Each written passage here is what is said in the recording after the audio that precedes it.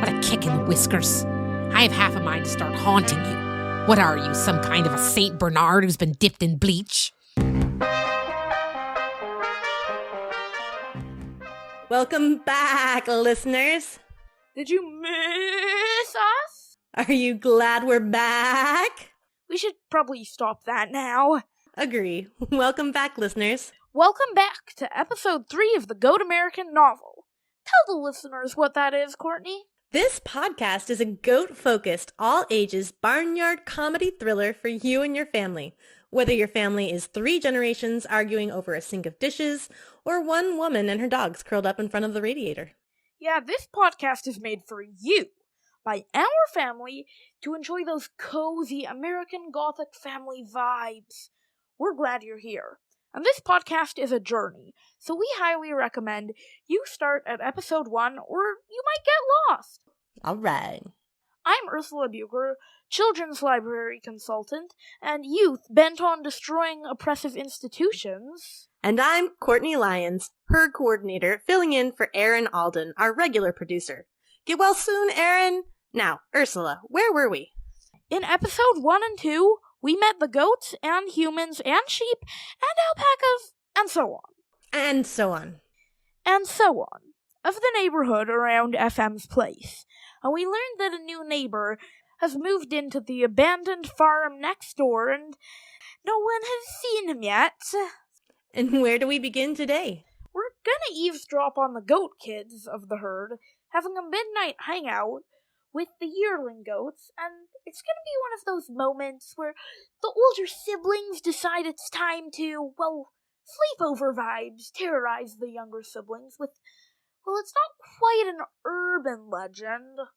A rural legend? Yeah, the yearling goats are going to tell the kids a terrifying rural legend. How terrifying. We have a content warning here. So some of our all-ages audience will want to avoid the next 10 seconds to avoid spoilers, and some of our audience need spoilers to feel safe. So if you need a spoiler or need to know when to skip 10 seconds, here goes. The rural legend is pretty rough, so we're just gonna handle it as gently as possible in the spoiler. In the rural legend, there's an instance of animal cruelty. After a goat trashes a man's car, the man kills the goat, and then another goat murders the man. These aren't goats from the herd, they're goats in the legend, and we don't make it graphic, but it happens. Okay, spoiler over. Does anything else happen in this episode? Yeah, we're also going to see FM's dream. Ooh, is it a scary nightmare? No, it's just weird. A weird mare? Yeah, it's totally a weird mare. I can't wait. Let's go. All right.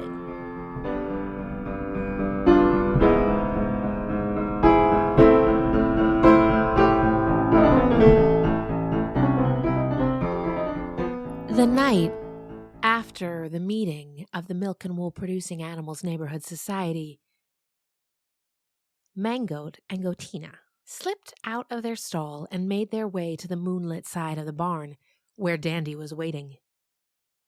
"Where's Silver?" Mangoat asked.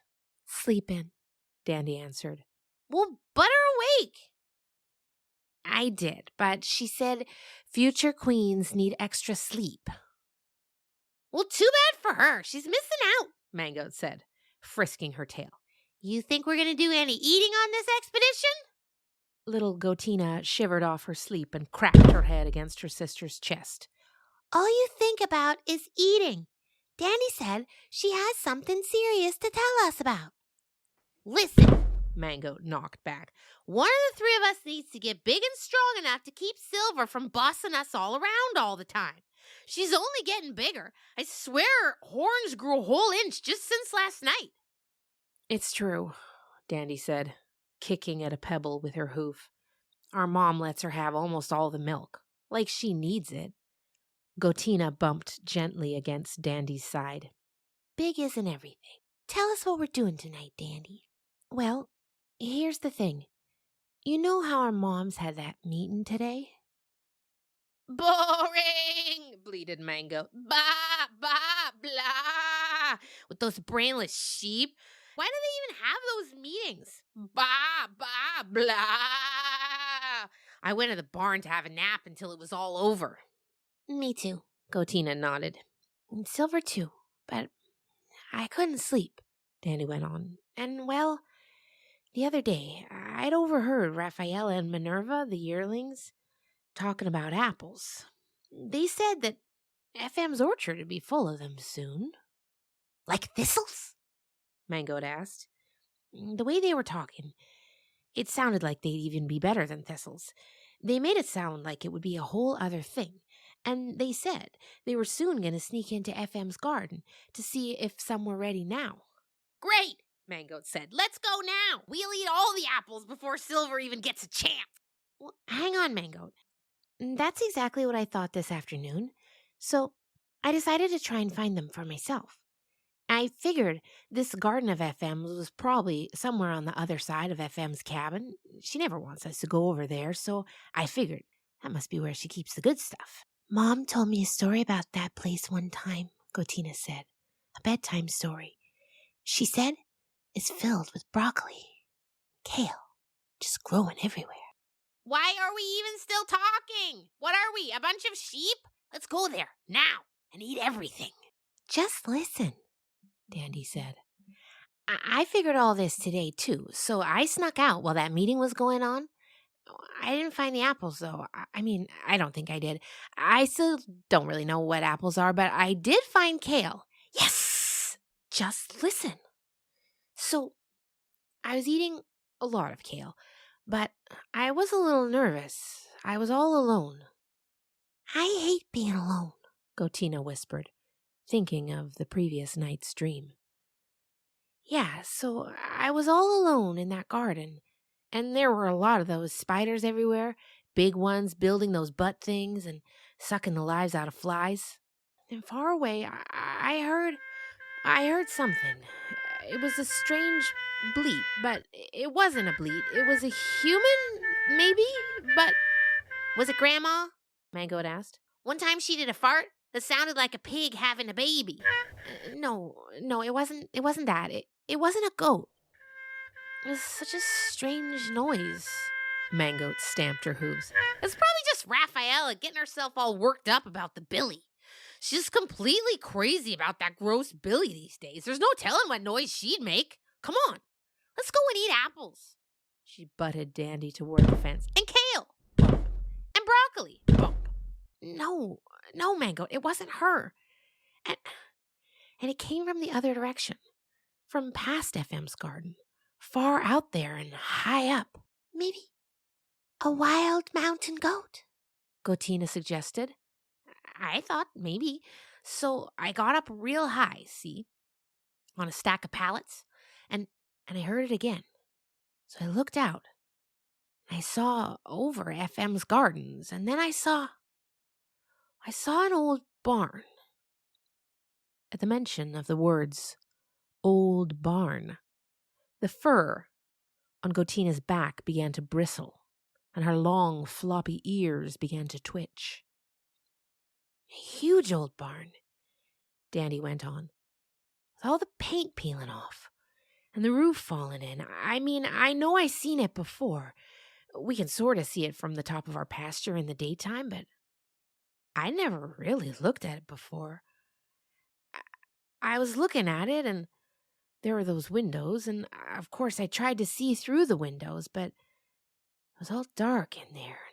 Most of the windows were smashed anyway. And then I heard the noise one more time. It wasn't a goat noise, I was sure of it this time. But my eyes sort of went to where the noise was coming from. It was coming from this window near the back of the barn, and I can't even be sure what I saw, but there was a light on in that window. And from the light, there was a shadow. And the shadow was of an old goat. But the weird thing about this goat was Gotina, who had listened to this tale with mounting anxiety, could contain herself no more. It had one long horn sticking straight out of its forehead, she finished. You saw her too? Dandy yelped. One longhorn. Not curved back, but sticking straight forward. Well, well, well. It sounds like the little babies here have had a bona fide sighting of Bloody Ruby One-Horn.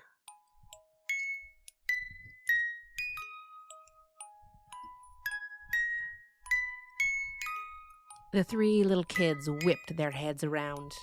There stood the yearlings, Rafaela, Stefania, Minerva, who had snuck up around the side of the barn. Rafaela, who had spoken, was looking smugly over at them. Mangoat flashed her little tail flag, then jumped boldly onto a nearby stump and fairly flew off, throwing all her weight into her head to crack against her big sister Rafaela's skull. "The broccoli is mine!" she bawled as she jumped. "Go after your old Billy! He's all you think about anymore!" Rafaela absorbed these blows from her baby sister with a grimace, then knocked Mango to her feet with a mighty side swipe of her horns. Dandy shook her head angrily. How dare the teenage goats break into her story, and worse, act like they knew more about it than she did. "Yeah," she said to her cousin and older sisters.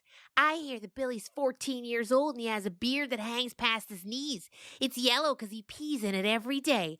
I don't know why you three are so excited about it." The yearling goats giggled, but Gotina shook her horns. "I'm never going to the Billy." Rafaela waved her horns threateningly at Dandy. "That was last year's Billy. We're not going to him. He's practically geriatric. Don't you know anything?" "That's right," Stephanie broke in. "Anyway, last week we broke out and we made it all the way to the Billy farm fence before FM caught us. But," Stephanie paused deliciously, "we saw him." "A new Billy," Rafaela added. "A young Billy. Black all over, but with white legs." "His name is Lightning?" Stephanie continued, "and I heard it from a neighbor sheep who heard it from a llama that he has a brother named Thunder, and Thunder is all white but with a brown stripe running all the way down his back." Mangoat flopped over onto her back and sent her hooves twitching into the air, her tongue lolling out to the side. "I'm fainting! I'm dead! You guys killed me with your gross Billy talk!" "That's not even possible," Rafaela began, but the tiny bleat of Gotina cut through the fight. "What do you know about the one-horned goat?" Rafaela raised her sharp brown eyebrows. Dandy kicked a pebble with her hoof. "They don't know anything about it," she muttered. But she looked up at Rafaela. Rafaela, the tallest of the yearlings, looked around. "Minerva should tell it," she said. Minerva was the quietest of the yearlings. She was the only one of the three adolescent goats who didn't join in on missions to spy on the Billy. Lately, she'd been getting quiet, as her peers' conversation had become more and more Billy-focused. She came over to Dandy, who was her own little sister, and rubbed her chin over Dandy's neck. She glurked up a cud full of old blackberry vine, and she let the moonlight dance on her eyes. "Okay, tell us, Minerva," Dandy said, looking up. If she had to hear about it from one of these insufferable big sisters and big cousins, Minerva was the one. "Well," Minerva glurked up again. "The legends of Ruby One-Horn come down to us from all the neighborhood animals. All the animals keep Ruby's memory, but especially the goats.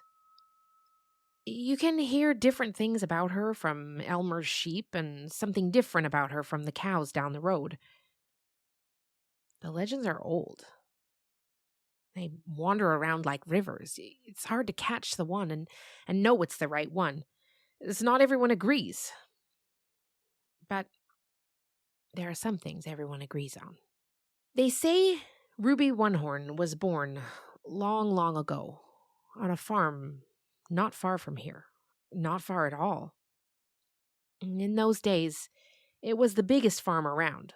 A big, rich human farm, all pumping out gallons of disgusting cow milk every day. "Is this supposed to be a true story? Mangoat asked, but her sister Rafaela knocked her quiet. It's true, all right, Minerva said. Some of the legends say it was the first farm in the town. Others say it wasn't the first, but it was the biggest. All we know for sure is that the farmer who owned it, Old Man Westerly, was so rich off that cow's milk that he acted like a king. And he bossed all his neighbors around, and he terrorized the whole town. Because Old Man Westerly was a cruel man. He was mean to his cows and mean to his kids. The cows all swear he had 27 sons and he worked them like dogs, although the alpacas say he just had 27 dogs, but I don't know how dogs milk cows anyway. He worked his dogs even worse. His 27 sons and his dogs, or whoever it was, they all had to sleep in the hayloft of the cow barn. And they ate nothing but stale bread. And just milked and mucked stalls from the moment they woke up to the moment they collapsed into bed. Grandma even said his 27 sons had to make their own porridge out of cow corn. But Old Man Westerly, all the time, he was only growing richer. And he was buying more and more things. He was like a dragon with a hoard of treasures. What's a dragon? Mangoat interrupted. It's an old lizard Grandma told me about. They like treasures. What's treasures? Mangoat asked. Shh, said Rafaela. Minerva let the moment settle. Let the moonlight return to the glint off her coat before she began again. But no matter how many jewels and cars and fancy new outfits he bought, Old Man Westerly was never happy. But then, when he'd grown old, his wife surprised him by giving birth to his last child, a little girl. It was his only little girl, his only daughter. And they say this little daughter was the only person Old Man Westerly ever loved. He showered her with gifts and treasures and tried to buy her love in every way. One day, when the little girl was coming up on her 8th birthday, which is actually quite young for a human, the mean old farmer said to his little daughter, "What dost your heart desire, thou apple of mine eye?" Apples? What? Is this a story about apples? I'm confused. I thought this was about humans, Mangoat bleated. It is about humans. Humans were weird in those days with how they talked. Grandma's been teaching me all about it, Minerva said. Anyway, get back to the story, Gotina said impatiently. Anyway, to his great surprise, his little daughter said, "I want a team of goats, Daddy. 2 pretty little goats to pull me around in a little wicker cart of a Sunday afternoon." Now the farmer, who was used to bossing everyone around, said, "My little apple blossom, thou knowest not how savage is a goat. A goat is the very symbol of the devil." Are you making this part up? Stephanie said. I don't really know how could you know what does that even mean? Mangoat said. What is the devil? Oh, I think it's like a really nasty human, Stephanie said, who loves gross things and rolls in poop or something. Anyway, all humans hate him. He's like the guy who pumps the septic tank, only worse, because he likes it. That makes no sense at all, Dandy said. Why would goats be the symbol of that? Dogs roll in poop. Dogs should be the symbol of that. Anyway, Minerva said, he tried to refuse her. But she kept crying and begging him for the goats. And finally, he bought her 2 little goat kids. And that was Ruby and her sister. They were La Manchas, like those goats down the road, so weird looking to begin with because La Manchas have no ears. I was wondering about that, Dandy said. How do they hear? Their ears are inside their heads. Like inside their brains? Did you know? We all have brains, Stephanie said. Everyone glanced at her for a moment quietly. Minerva went on. The ears are inside the head, in the brain, I guess. Anyway, they were already weird looking, but then, right away, Old Man Westerly burned off their horn buds because he was sure that if he let their horns grow, they would poke his little daughter in the eye. All the little goats shuddered at the horror of having their horns burned off. "It's ridiculous," Dandy said. "Our horns curl behind our ears. How could we possibly poke a human in the eye?" "Well, I know, Dandy, but actually a lot of humans do this to goats. They call it dehorning, but in Ruby's case, it didn't take. It didn't work like he wanted it to. One horn got completely burnt off, but the other, it was sort of scarred, so it grew back weird. Not back and curled like it's supposed to, but straight out to the front," Gotina whispered. "Like a unicorn," Stephanie gushed. "What is a unicorn?" "I don't know, but the cows across the road always say that. They always say that, like a unicorn." "I saw her in my dream," Gotina added. "I saw her too," Dandy said, "but not in a dream. I saw her something like a shadow in the old barn behind FM's house. Hey, do you think it's the same barn from the story?" All the goats felt chills. "Well, I don't know," Minerva said, "but I do know that as Ruby grew, her horn grew, long and pointy. And in spite of her hatred for the farmer, for what he had done to her horns, she and her sister, whose name is lost to time, they loved the little girl, and they loved pulling her in the wicker cart. But one day, Ruby's sister got out of her pen. "Of course she did. She's a goat," Mangoat said. Well, the animals say different things at this point. Some say the sister went on a rampage inside the house, smashing up all his nice lamps.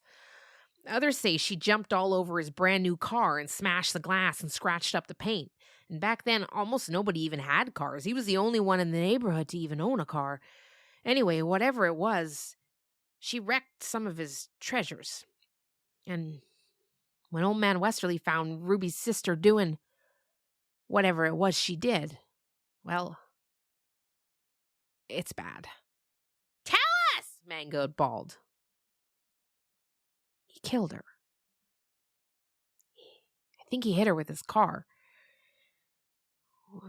Once Ruby found out what he'd done, she stayed in her stall for 3 days, grieving. She was all alone now.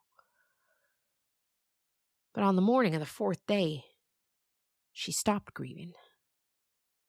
Now, I don't know, maybe she'd been watching those 27 sons sharpening their knives on their sharpening stones.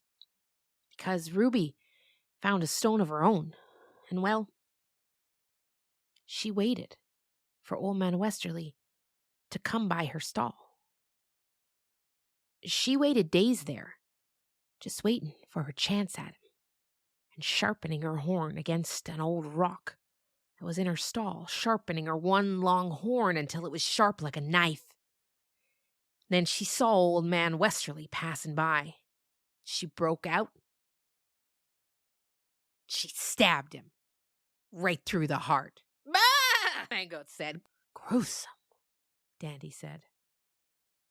"And after that," Stephanie couldn't stop herself from busting in to finish the story, "the humans just went totally crackergoat, like Westerly's wife and daughter and the 27 sons, and they ran away or something, and they sold all the cows, but they just shoved all his stuff into the barn to rot. But they didn't sell Ruby.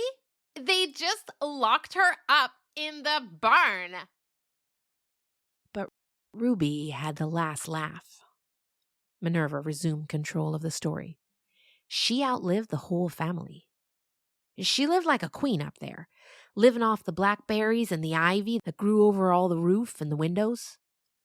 And she lived among all that stuff for so long that they say somehow she became almost half human. She grew to be so wise, and she knew so many things from living among all that strange human stuff that all the animals around would go to the window of the barn, and they'd call up to her and ask her for advice. And they say that even now, after Ruby's been dead for 100 years, she still makes herself seen sometimes. And that when the animals around here, especially the goats, are in their time of need, Ruby guides the animals with her wisdom from beyond the grave. There was a long moment that followed this, in which the shadows of the branches dancing and clicking against one another could be heard in the night breeze. Little Gotina could not stop thinking of Ruby. Ruby, who she had seen. She leaned up against Mangoat's warm, solid side. Mangoat looked down at her little sister's eyes, full of, well, Mangoat couldn't tangle it out. She didn't know the feeling she saw in her sister's eyes, but she didn't like it. I don't believe it, Mangoat bleated. Don't believe a word of that old nonsense, Gotina. These moony-brained yearlings just heard a bunch of hooey from some old cows. I talk to cows. They just run their old mouths like they have no idea what's even going on. But Gotina and Dandy ignored this, and Dandy looked keenly up at her big sister. How does Ruby guide animals when she's gone to the land beyond? Stephanie could control herself no longer. It's time! Let's show them! Come on! And with that, Stephanie charged under the fence and ran out into the night.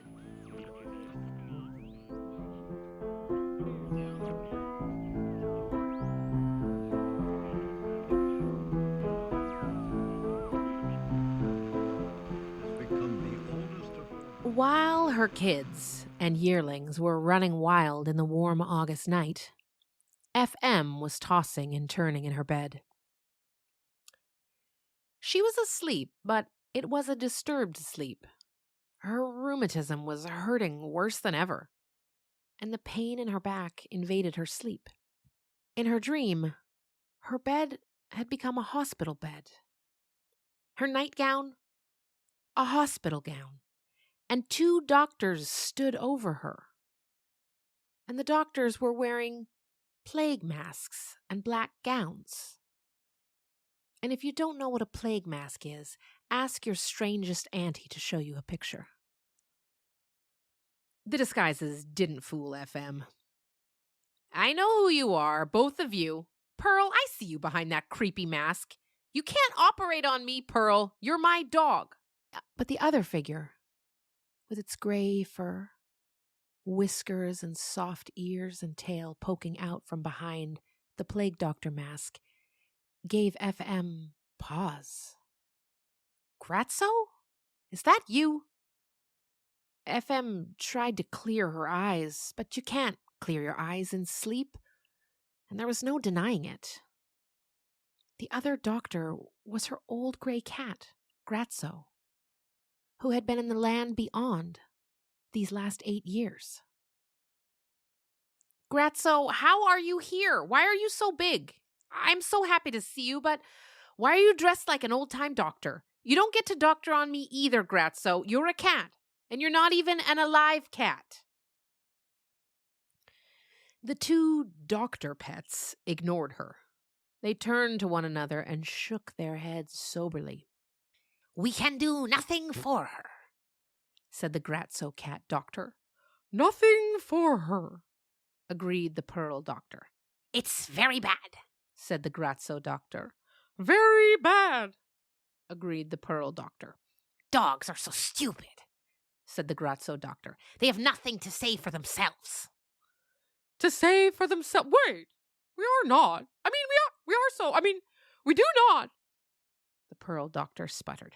Pathetic, said the Gratzo doctor. I can't believe FM replaced me with a dog. What a kick in the whiskers. I have half a mind to start haunting you. What are you, some kind of a Saint Bernard who's been dipped in bleach? I'm a Great Pyrenees, and I'd like to see you try it. I could bite you in half. You can't bite a ghost, you great oaf. Go ahead and try. You'll end up biting your own tongue off. Besides, no dog has ever gotten the best of a cat, dead or alive. Hey, FM called. Why are you 2 squabbling like siblings? Isn't this supposed to be about your patient? My rheumatism is getting worse. The 2 doctors stopped their squabbling and turned their attention back to her. Resumed their somber head shaking. the patient will have to take the seaside cure. The seaside cure? It's her only hope, Pearl Doctor agreed. It's probably a wasting illness or consumption or something, Grazzo said. Consumption or something? I don't have consumption, FM protested. I have rheumatoid arthritis. My prescription is to go to seasidevacations.com. Seasidevacations.com. You need the seaside cure. The seaside cure.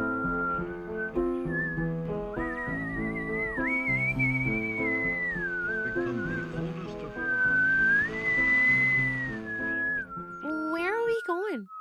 It's really far from our mom's barn, Gotina said as they crossed a third fence, well into neighbor Millicent's property.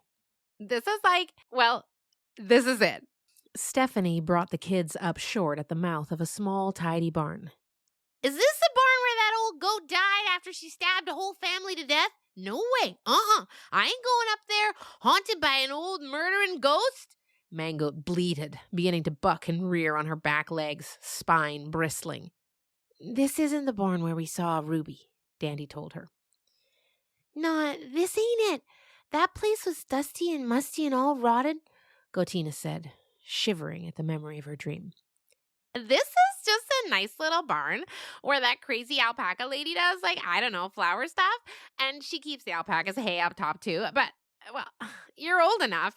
This is fun. I've been waiting so long for this, Stephanie said, nosing the door open.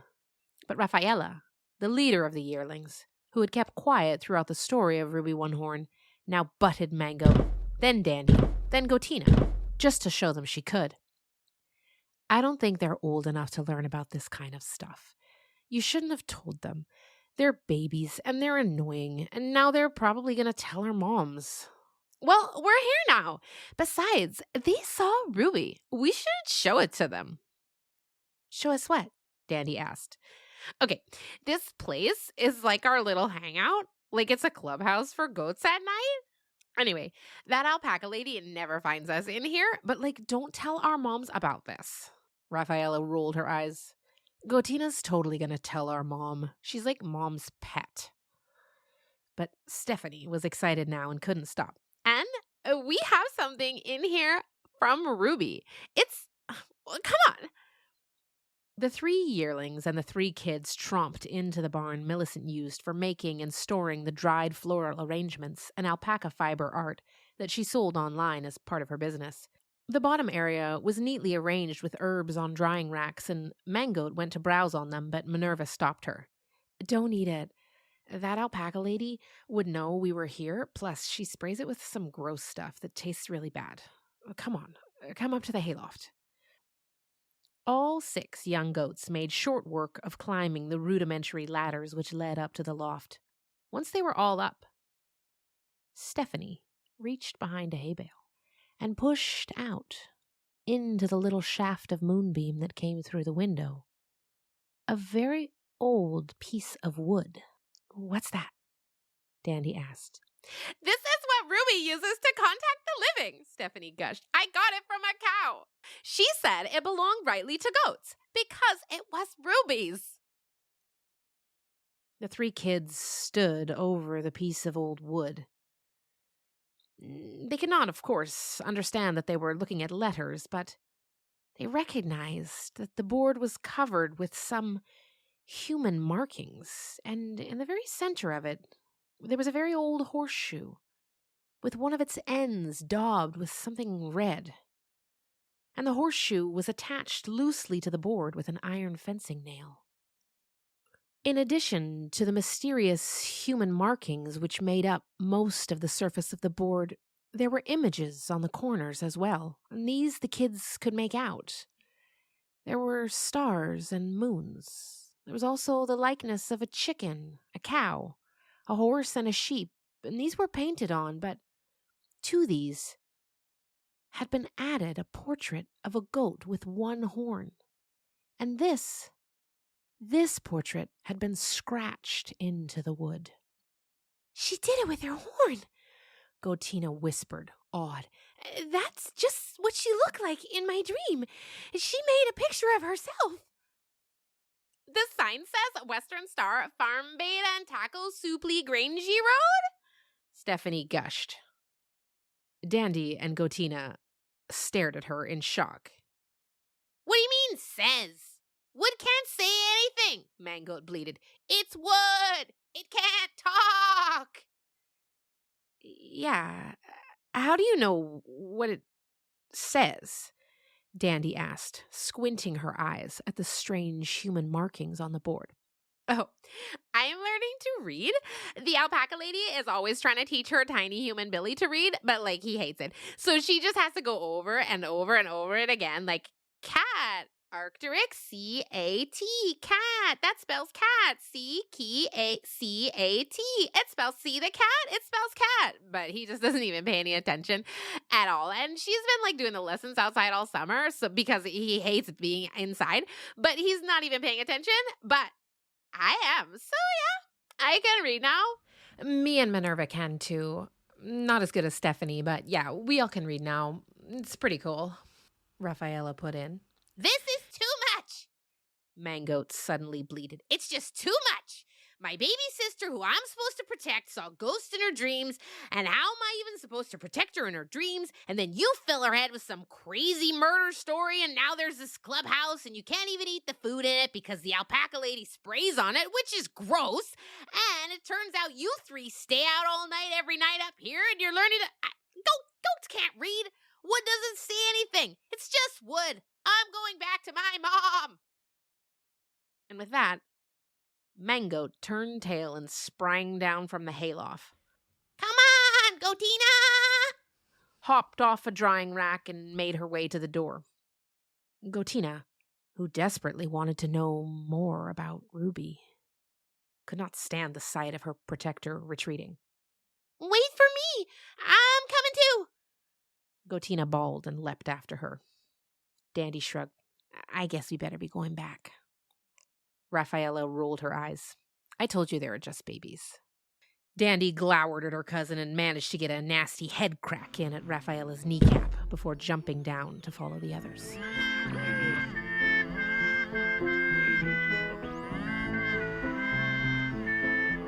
Only a few hours later, the sun came streaming into FM's cabin and tickled the farmer's eyelids.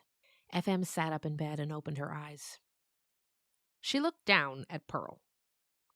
Pearl, enormous though she was curled up in a ball at the foot of FM's bed, watching her, waiting for her to wake up, not wearing a plague doctor mask.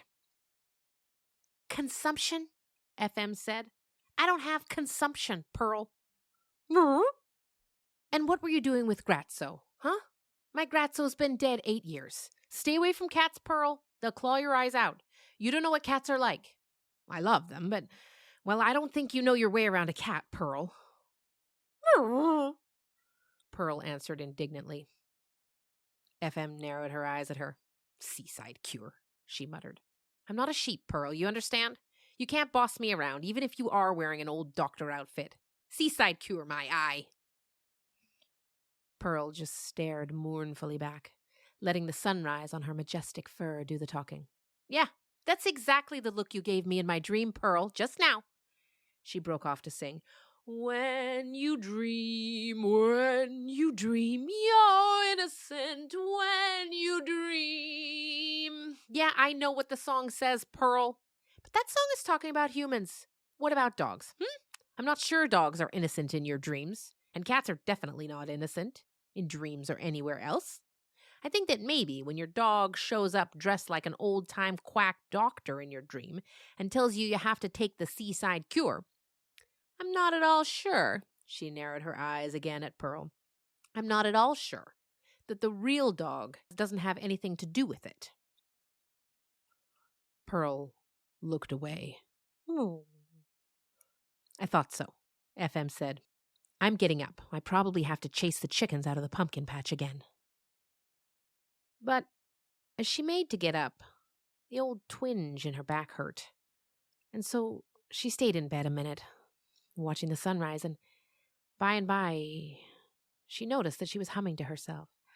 By the sea, by the sea, by the beautiful sea. Oh, drat, Pearl! said the dog. FM sighed. I can't take a vacation. I've never taken a vacation from this farm, not since I moved here 20 years ago. How could I leave, Pearl? The animals depend on me. Ruff, Pearl said. Pearl was anxious that FM should stop talking and get up and make her kibble with organ meat. Get up, huh? Ruff! FM wriggled her body to the edge of the bed, but the old soreness shot up her spine. She put her feet on the floor and looked up at Pearl. SeasideVacations.com, huh? Okay, Pearl. SeasideVacations.com, I guess. I mean, what am I supposed to do? My dog and my old cat teaming up on me in my dreams? But this was your idea, Pearl. You have to stay here and help take care of the animals. Pearl had not really understood most of what FM had been talking about, but this last bit had been clear enough. Don't worry, Pearl, FM said. I won't leave you to do it alone. You're right. It's time I took a little vacation. She rubbed her back. I do need it.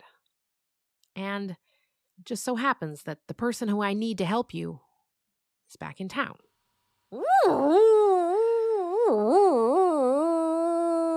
Pearl didn't like the sound of any of that.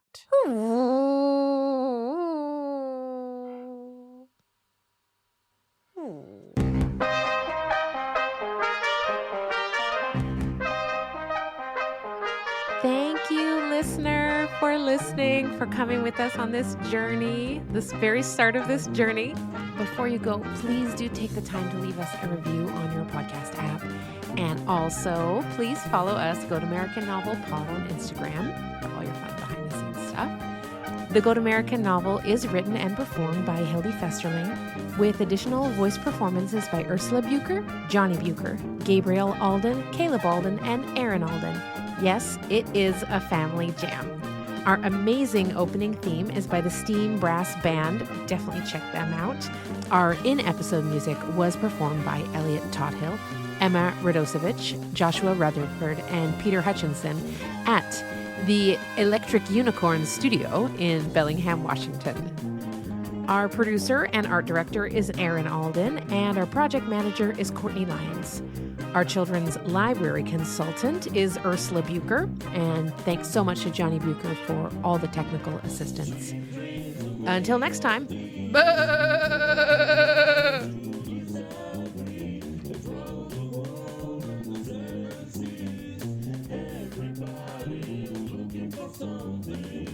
Sweet dreams are made of these. Who am I to disagree? I travel the world and the seven seas. Everybody's looking for something.